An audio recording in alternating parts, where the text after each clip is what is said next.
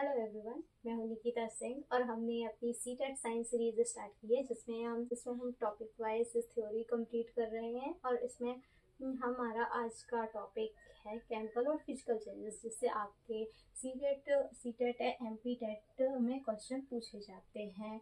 और यदि मैं आपके इस फरवरी में हुए सीटेट के एग्ज़ाम की बात करूं तो उसमें भी आपका फिजिकल और केमिकल चेंजेस से क्वेश्चन पूछे जाते हैं, जो कि डायरेक्टली आपके एग्जाम्पल बेस्ड होते हैं।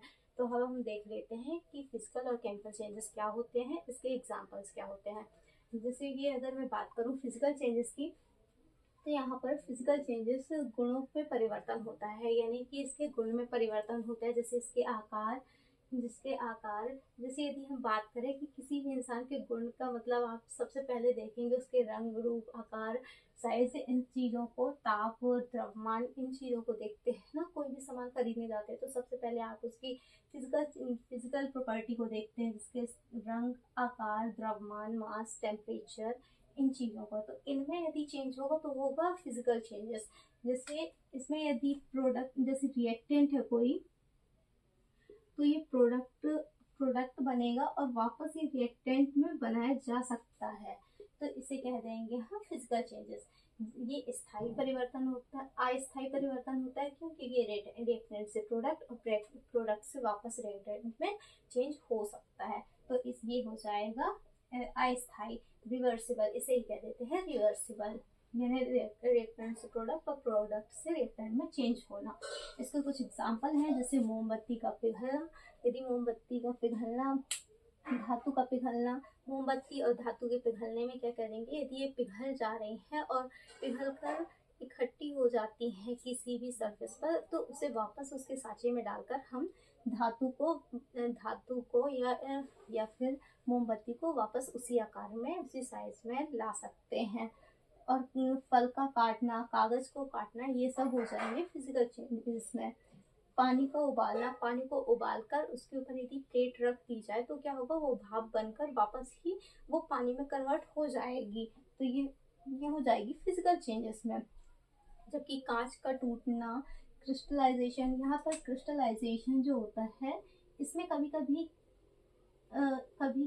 इसमें कंफ्यूजन हो जाती है कि क्रिस्टलाइजेशन किसका पार्ट है, ये फिजिकल का है या केमिकल का।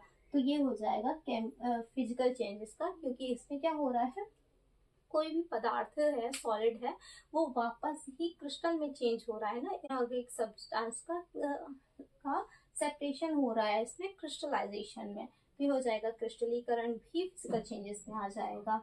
छानना है ना, सेपरेट करना, छानना, जिसमें सॉलिड के छोटे पार्टिकल को, लिक्विड के छोटे पार्टिकल को अलग करना, ये हो जाएगा फिजिकल चेंजेस में। और बर्फ का बनना है, जो कि जिसमें क्या होता है, बर्फ किसमें से होता है, लिक्विड, यानी लिक्विड से सॉलिड में कन्वर्ट होती है, लिक्विड से सॉलिड में कन्वर्ट होती है बर्फ, जिसकी वजह से इसमें सिर्फ इसके फेज पर चेंज आया है, इसमें कोई भी केमिकल रिएक्शन नहीं हुई है। और वापस यदि बर्फ को वापस गर्म तापमान पर रखा जाए तो वापस लिक्विड में कन्वर्ट हो जाएगा, वापस से कन्वर्ट हो जाता है। तो इसलिए ये आ जाएगी फिजिकल चेंजेस में, जिसमें हमने क्या देखा कि ना तो इसमें कोई अदर प्रोडक्ट बनता है जिसे हम रिवर्सिबल होता है, प्रोडक्ट से रिएक्टेंट, रिएक्टेंट से प्रोडक्ट में बनाया जा सकता है। इसके कुछ एग्जाम्पल्स आ जाएंगे। अब देख लेते हैं कि केमिकल चेंजेस कौन कौन से होते हैं। तो केमिकल चेंजेस की यदि मैं बात करूं, तो यहाँ पर केमिकल चेंजेस में कोई रासायनिक गुणों में परिवर्तन होता है। रासायनिक गुण, जहाँ पर रासायनिक गुण का नाम आ जाए तो वहाँ पर केमिकल रिएक्शंस होती हैं, यानी यहाँ पर कोई रिएक्टेंट है तो ये प्रोडक्ट बनाएगा, कोई नया पदार्थ बनाता है तो उसमें नया पदार्थ बनता है इसमें, जो कि स्थायी परिवर्तन होता है। हम जानते हैं कि जैसे यदि कोई रिएक्टेंट बना है, कोई प्रोडक्ट बना है, तो वापस वो रिएक्टेंट पे केमिकल रिएक्शन होने के बाद वो वापस रिएक्टेंट में नहीं कन्वर्ट नहीं हो सकता है। ये स्थायी परिवर्तन होता है, क्योंकि इसमें नया प्रोडक्ट बनने के बाद वापस वो रिएक्टेंट में कन्वर्ट नहीं हो पा रहा है। ये अनुत्क्रमणीय होता है, मतलब इरिवर्सिबल होता है। अब देख लेते हैं इसके कुछ एग्जाम्पल, जैसे कोयले का जलना, सॉरी लकड़ी का जलना या फिर लकड़ी से कोयले का बनना, इसमें क्या होता है, इसमें पहले तो इसकी फिजिकल में आप बोलेंगे इसमें फिजिकल चेंज हो रहा है, नहीं, इसमें इसके आकार का भी चेंज हो रहा है, लेकिन साथ ही इसमें क्या हो रहा है, इसमें कार्बन डाइऑक्साइड निकलती है, और यदि इसका इनकम्प्लीट कंबंशन होता है तो यहाँ पर कार्बन मोनोऑक्साइड भी निकलती है। तो यहाँ पर क्या हो रहा है, नया प्रोडक्ट बन रहा है, और वापस कोयले से हम वापस लकड़ी नहीं बना सकते हैं, तो इसीलिए ये हो जाएगा, या फिर किसी भी तरीके का दहन ये आ जाएगी आपका केमिकल चेंजेस में। जबकि गोबर से मीथेन गैस का निकलना भी एक तरीके से फिजिकल चेंज, केमिकल चेंजेस की वजह से हो रहा है। मीथेन गैस वही है जिसमें मोदी जी ने कहा था कि मीथेन, गटर की मीथेन गैस से हम चाय बनाए थे, वो वही मीथेन गैस है। तो उसी मीथेन गैस, ये मीथेन गैस ये केमिकल चेंजेस की वजह से होता है।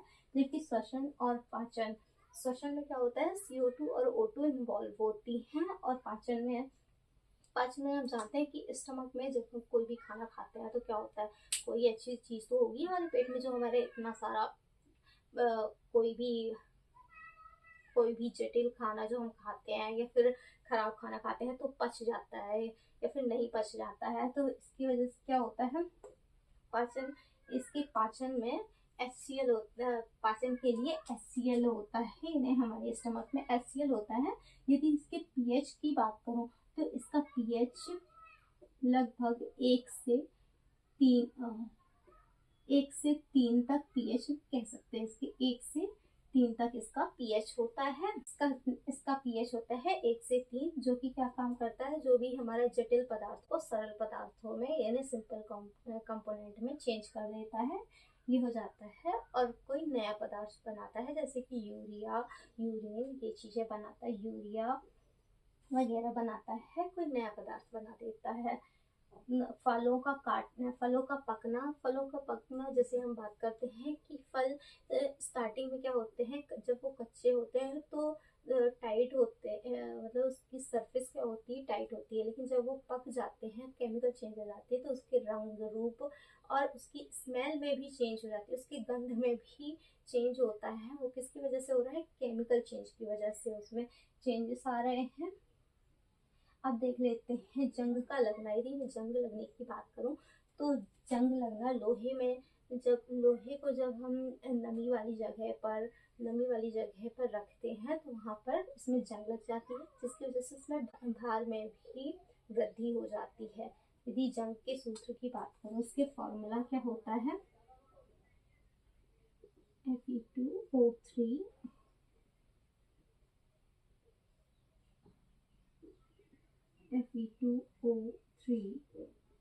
XH2, ये हो जाएगा इसके जंग का सूत्र। कभी कभी आपसे डायरेक्ट आयरन में जंग लगने का सूत्र भी पूछ लिया जाता है। और भोजन का पकना भी इसमें केमिकल चेंजेस की वजह से आता है, जिसमें इसके स्मेल में चेंज आता है, गंध में परिवर्तन आता है, ये केमिकल चेंजेस की वजह से होता है। क्योंकि सेब का लाल रंग हो जाना, जब हम सेब को काटते हैं तो आप बोल सकते हैं कि कोई भी फल, मैंने बोला है पहले कि फल का कटना है तो फिजिकल चेंज में आएगा, और अभी मैं बोल रही हूँ कि मैं सेब की बात कर रही हूँ कि जब सेब को हम काटते हैं तो क्या होता है, कुछ देर बाद वो रेड कलर का होने लगता है, रेडिश कलर का हो जाता है कुछ टाइम रखने के बाद। तो वो केमिकल चेंज की वजह से हो रहा है, जिसमें उसका रंग व्हाइट से रेड हो रहा है या क्रीम कलर से रेड कलर हो जाता है केमिकल चेंज की वजह से। और प्रकाश संश्लेषण में हम जानते हैं ग्लूकोज वाटर मिलकर क्या बनाते हैं, कार्बोहाइड्रेट बना देता है, जो कि एक केमिकल रिएक्शन की वजह से होता है, जिसमें प्रकाश और कार्बन डाइऑक्साइड से रिएक्ट कर कर ये कार्बोहाइड्रेट का फॉर्म करते हैं, प्रोडक्ट बनाते हैं। लेकिन वापस यदि कार्बोहाइड्रेट से ग्लूकोज की बात करूँ तो वो ये नहीं कर सकते हैं ना, क्योंकि केमिकल चेंज की वजह से हो रहा है, और एक बार प्रोडक्ट बनने के बाद ये वापस रिएक्टेंट में नहीं कन्वर्ट हो सकता। ये प्रॉपर्टी हो जाएगी केमिकल चेंज की। जबकि यदि रिएक्टेंट से प्रोडक्ट की बात करूँ तो वो चेंज यदि आपस में इरिवर्सिबली चेंज हो रहे हैं तो वो हो जाएगा फिजिकल चेंज की वजह से। तो यहाँ पर हमने फिजिकल और केमिकल चेंज को देखा, और इसके कुछ एग्जांपल्स देखें। और यदि मैं आपकी कुछ अभी आए हुए या फिर फरवरी 2026 में सीटेट के एग्जाम में एक क्वेश्चन पूछा गया था आपसे कि जो चांदी का काला पड़ना है वो किसकी वजह से होता है, तो वो सल्फर की वजह से होता है।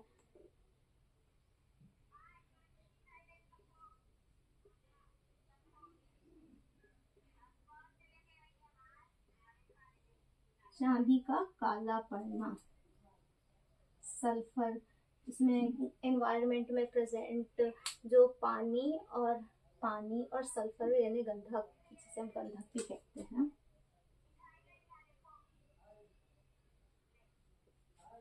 सल्फर प्रेजेंट सल्फर की वजह से चांदी का रंग काला हो जाता है। तो इस तरीके से हमारा फिजिकल और केमिकल चेंज कंप्लीट होता है। तो यहाँ पर हमारा ये टॉपिक कंप्लीट होता है। अब अगला टॉपिक के साथ हम मिलेंगे, तब तक के लिए आप लोग पढ़ते रहिए, PYQs लगाते रहिए और खुश रहिए।